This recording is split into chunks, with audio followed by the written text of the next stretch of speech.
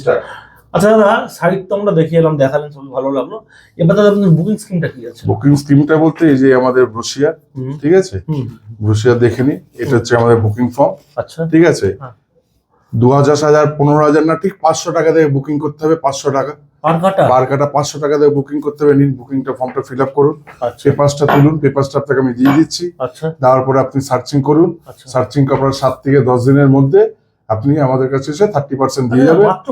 হ্যাঁ, 500 টাকায় বুকিং করুন, কারণ আমাদের 500 টাকা বুকিং এই কারণে নিচ্ছে, কারণ পেপারসটা তো আপনাকে দিতে হবে। ওটা হচ্ছে তো কনফিডেন্সিয়াল জিনিস, ওটা তো কোম্পানি 500 টাকা নিচে দেবে না।